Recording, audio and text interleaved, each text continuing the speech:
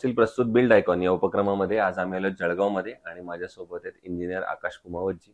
मागच्या 7 वर्षांपासून ते या फील्डमध्ये काम करतायत. त्यांचा आजवरचा हा प्रवास कसा होता, त्यांना आलेले अनुभव कसे होते, या सगळ्या संदर्भात आपण त्यांच्याशी बिल्ड आयकॉन या प्लॅटफॉर्मवर गप्पा मारणार आहोत. गप्पांना आपण इथून सुरुवात करूया, ते म्हणजे तुमच्या शैक्षणिक पार्श्वभूमीपासून. म्हणजे तुमची शाळा कुठली होती, कॉलेज कुठलं होतं आणि सिव्हिल इंजिनिअरिंग या फील्डमध्ये येण्यामागची तुमचं इन्स्पिरेशन कोण होतं, ज्यांच्यामुळे तुम्ही या फील्डमध्ये आला? बरोबर. ऍक्च्युली माझं बॅकग्राऊंड असं की मी लहानपणापासून माझी फॅमिली जी आहे ती पूर्ण कन्स्ट्रक्शन फील्डमध्ये, माझे वडील, माझे काका, माझी सगळी जी फॅमिली ती पूर्ण कन्स्ट्रक्शन फील्डमध्ये असल्या कारणामुळे मी आफ्टर 10th डिप्लोमाला ॲडमिशन घेतलं. मी जळगाव गुलाबराव देवकर या कॉलेजला डिप्लोमा केला. त्यानंतर डिप्लोमानंतर मी डिग्रीला व्ही कोलते मलकापूर येथे माझी डिग्री झाली. ओके. आणि मग जेव्हा आपलं शिक्षण पूर्ण होतं त्याच्यानंतर एक स्ट्रगल सिव्हिल इंजिनिअरच्या आयुष्यात सुरू होतो, ते म्हणजे पहिला प्रोजेक्ट मिळेपर्यंत. राईट. तर तो पहिला प्रोजेक्ट कसा तुम्हाला मिळाला किंवा वैयक्तिकरित्या, आणि त्याची काय आठवण त्याच्याशी रिलेटेड? बरोबर. मी प्रोजेक्ट मिळाल्याच्या अगोदर तुम्हाला एक गोष्ट सांगतो. हो. जेव्हा माझं डिग्री झाली तेव्हा मी एक जॉब केला. MNC कंपनी होती, टेकफ्लो इंजिनियर्स म्हणून.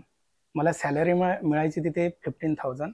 त्यापैकी मला कार्टूनकडून काहीतरी मला 12,500 रुपये यायचे. नंतर असं करत करत 6-7 महिने गेले आणि डिसेंबरमध्ये माझा बर्थडे असतो आणि त्या दिवशी ॲक्च्युली 14 डिसेंबर संडे होता. संडे ॲक्च्युली कंपनीला सुट्टी असते, परंतु त्यांनी मला मॉर्निंग शिफ्टला बोलवलं आणि मॉर्निंग शिफ्टचा टाईम असतो 7 ते 4. नंतर 7 ते 4 वाजल्यानंतर माझी बर्थडे असून त्यांनी मला लगभग 7-7:30ला मला त्यांनी सोडलं कंपनी. त्या दिवशी कुठेतरी वाटलं की आपण चुकीच्या फील्डमध्ये जातो. नंतर मी तेवढा एक महिना जॉब केला. नंतर मी रिझाईन दिला आणि माझं ऑफिस, कारण माझं बॅकग्राऊंड पूर्ण कन्स्ट्रक्शन फील्डचं असल्या कारणाने मला माहितीच होते आणि मी लहानपणापासून साईटवरच फिरणारा व्यक्ती होतो. तर मी माझं ऑफिस टाकलं जामनेरला 10 एप्रिल 2019ला. ऑफिस टाकलं, 3-4 महिने झाले आणि कोरोना लागला. त्यामुळे थोडं मोरल डाऊन झालं आणि राहिला माझं, जेव्हा माझ्याकडे पहिला क्लायंट आलेला होता, मी साधी कोणत्या एक बिल्डिंग परमिशन सुद्धा काढलेली नव्हती आणि माझ्याकडे आला बिअर बारची परवानगी घेऊन. त्यावेळेस थोडं तकलीफमध्ये आलो. ऍक्च्युली माझे हात थरथर कापायचे जेव्हा समोरचा क्लायंट होता. नंतर पण मी त्याच्याकडनं फीस ओनली 7,000 रुपये घेतली होती. त्या टायमाला काहीतरी 12-15,000 रुपये घ्यायचे इतर लोक. पण मला त्या प्रकरणापासून खूप शिकायला मिळालं की काय असतं. आणि आपण जी परवानगी काढत होतो ती बिअर बारची असते, त्याला खूप रूल्स रेग्युलेशन्स असतात. लिकर रूम काय, हे सगळं त्यांचं एक क्रायटेरिया असतो, त्यानुसार काढावं लागतं. त्या प्रोजेक्ट पासून मला शिकायला मिळालं आणि नंतर मग आज मी जवळपास 10,000 10,500 खूप मोठमोठ्या परवानग्या काढतो. मला काही त्याचं एवढं हे वाटत नाही.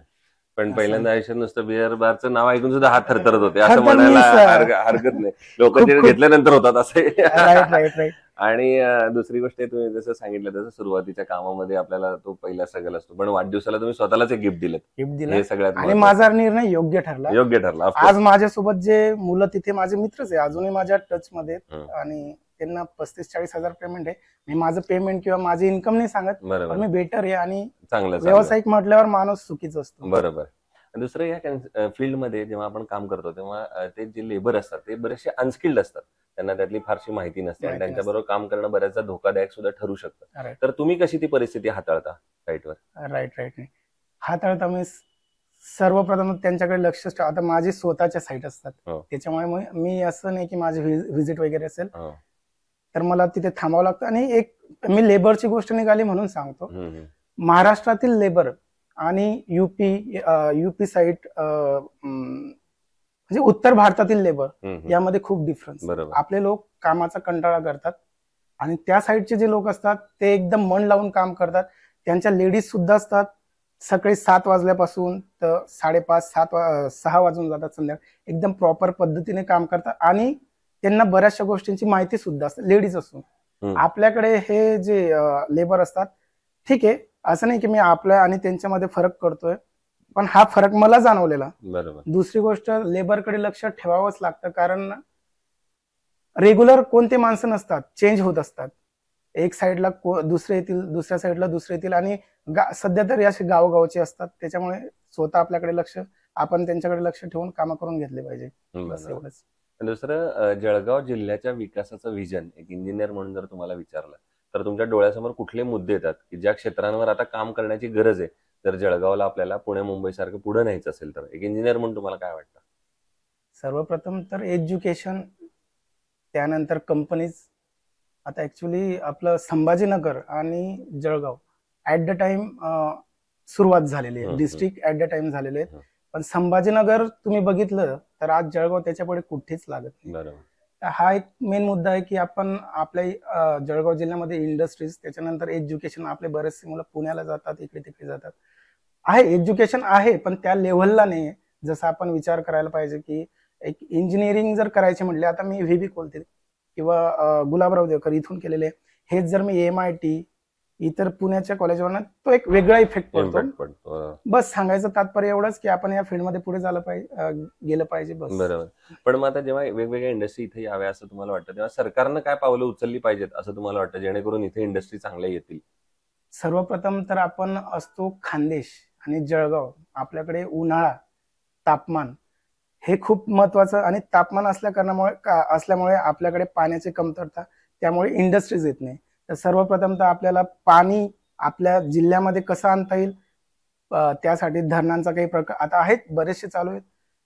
गिरीश महाजन आमचे जलसंपदा मंत्री, त्यांनी भरपूर काही करणं आमच्या जिल्ह्यासाठी आणि करतायत.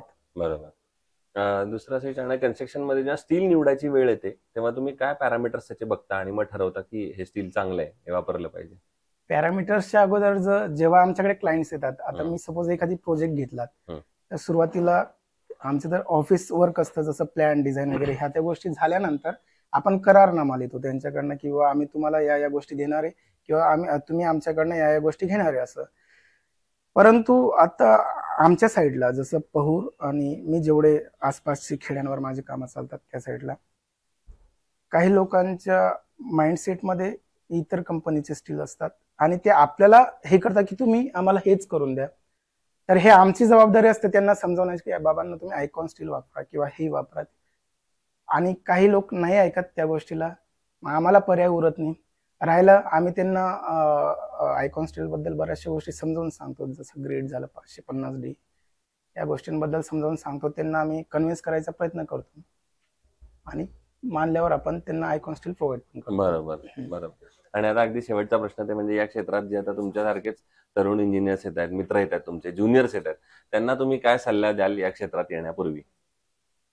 सल्ला तर काही नाही. सुरुवातीला आपण जेव्हा इंजिनिअरिंग फील्डमध्ये जातो, मी एक नॉलेज बेसवर सांगतो, आपल्याला प्रॉपर टेक्निकल नॉलेज आणि अनुभव महत्वाचा असतो.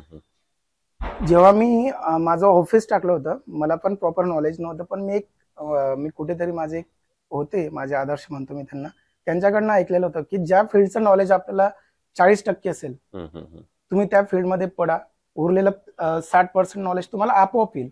फक्त तुम्ही तुमचे 100% द्या, तुमचे 100% द्या, तुम्हाला उरलेलं 60% नॉलेज आपोआप येईल. त्या बेसवर मी आजच्या जनरेशनला सांगेल की तुम्ही मेहनत घ्या, फोकस राहा, पेशन्स ठेवा, आणि आपल्या व्यवसायासाठी मिनिमम तुम्ही 3 ते 4 वर्ष दिलेच गेले पाहिजे. त्यानंतरच आपण प्रॉपर डेव्हलप होतो, किंवा आपली सुरुवातीला इन्कम एवढी नसते. आपल्यामध्ये पेशन्स असले पाहिजे त्या बेसवर आपण, आणि क्लायंटला आपण क्वालिटी दिली पाहिजे, आपली बोलण्याची पद्धत व्यवस्थित असली पाहिजे. या सगळ्या गोष्टीतून माणूस डेव्हलप होणे, आपला व्यवसाय डेव्हलप होतो. ते इंजिनियर आकाश कुमावतजी, खूप खूप आभार तुमचे. आणि भविष्यात सुद्धा अशाच आयकॉनिक प्रोजेक्टची निर्मिती आपल्या हातून घडावी, याच आयकॉन स्टील तर्फे मनपूर्वक शुभेच्छा. नक्कीच, थँक्यू.